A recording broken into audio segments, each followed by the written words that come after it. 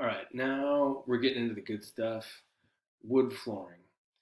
This is certainly one of the most expensive types of flooring you can get, and also depending on what you're doing. Okay, if you're going to do all these like inlays and different kinds of wood transition, this is kind of crazy, but it looks cool. We got 6 different kinds of hardwood. This is probably a showroom, I guess. I don't think this is anybody's house or anything like that, but yeah, depending on what you're doing, you could spend a lot of money on wood flooring. It comes in different widths. The most common is 2.5 inch strips of wood. Okay, the random lengths you get like a box of them or a bundle of them. Some of them are 6 inches long, some of them are 5 feet long. Okay, they're all different widths. They're machined with a tongue and a groove on each long side and a tongue and a groove on each short side of the board. So similar to the laminate flooring, everything clicks together. Okay, but back to this 2.5 inch width. This is the most common, but you'll also see, especially in older houses, like narrower strips, 2 inch, inch and 7/8, inch and 3/4, stuff like that. Um, Wide plank is really hot right now, so 5 inch wide plank, stuff like that. But 2.5 is the common, the pretty standard stuff. This is not a floating floor. This gets nailed into the subfloor, and it gets blind nailed into the subfloor. And I've got some great videos for you to watch, but there's a special hardwood flooring gun that fires a staple in at an angle through the tongue. Okay, and it's kind of cool because it actually has like a little plunger on it, and you actually hit the nail gun with a rubber mallet. Okay, so you're accomplishing 2 things at one time. You're slamming those strips together, like slamming them into place, and you're firing a nail with it. Okay, and just prepare to have your socks knocked off in one of these videos. Okay, with some of like pro install guys.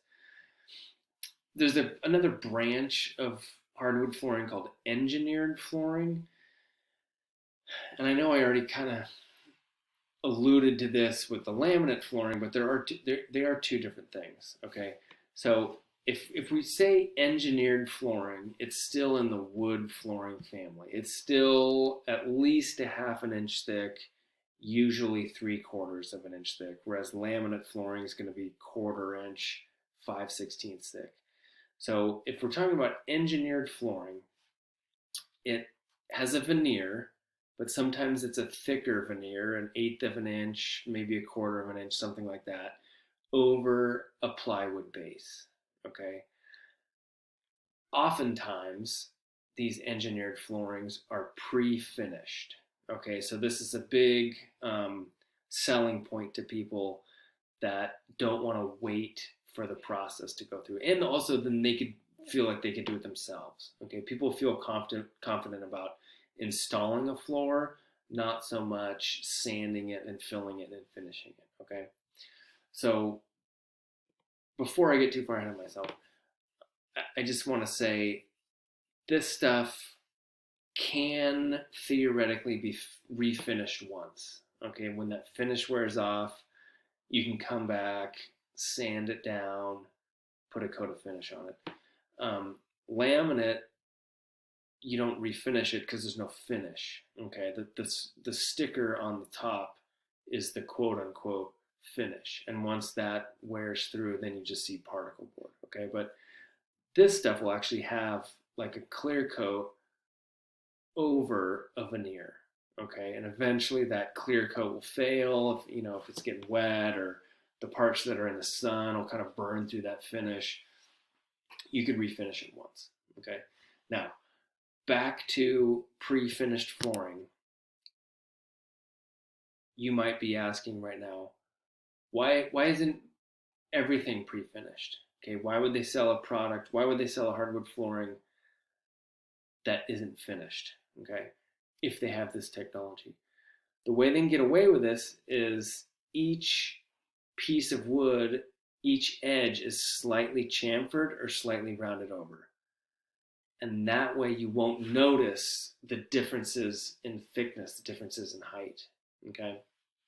So this wood that you're looking at here has all been sanded flat and filled. It's like a bowling alley or a basketball gym floor. Okay, it's perfectly smooth and it's got a clear coat over it.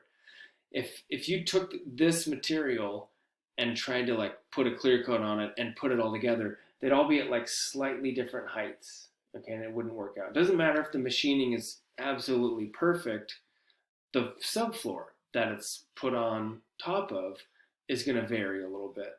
And then that floor is going to follow that, and it's not going to be flat. Okay, so traditionally what's always been done is you put the floor in and you sand it flat.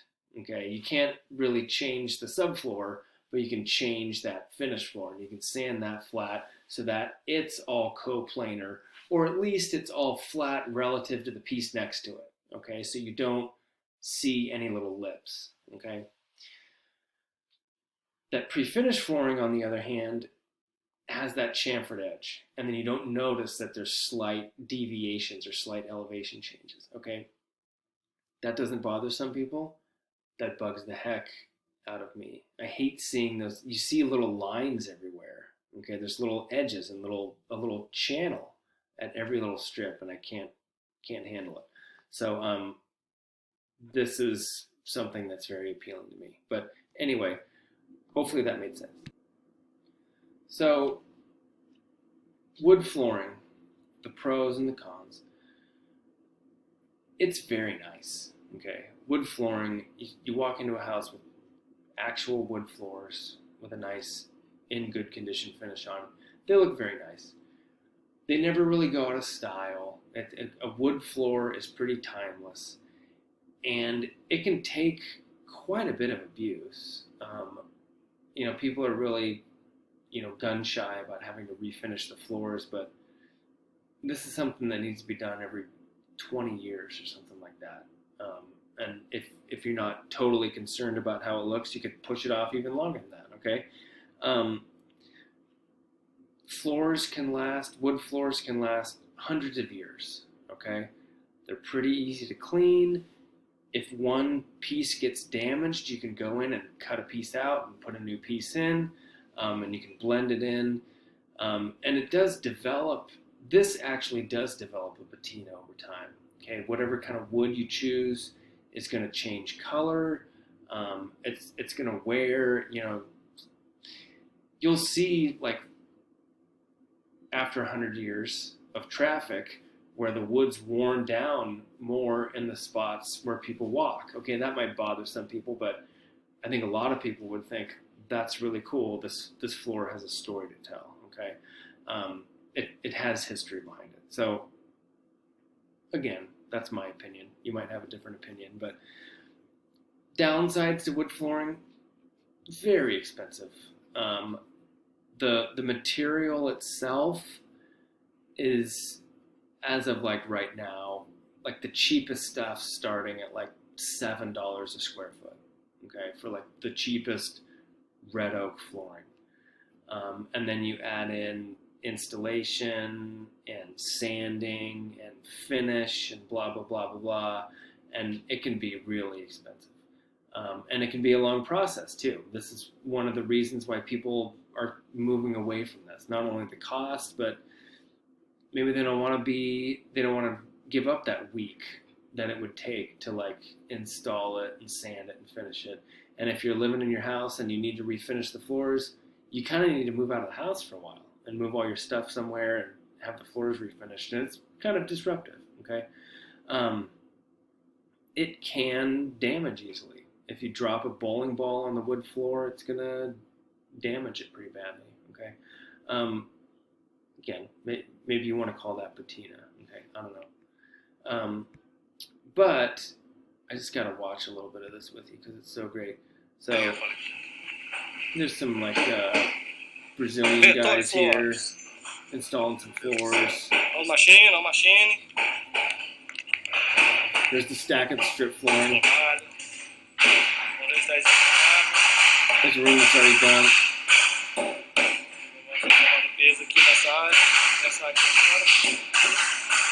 Alright, get ready.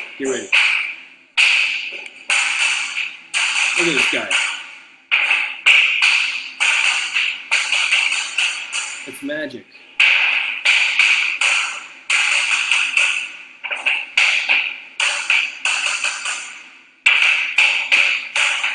Yeah, I could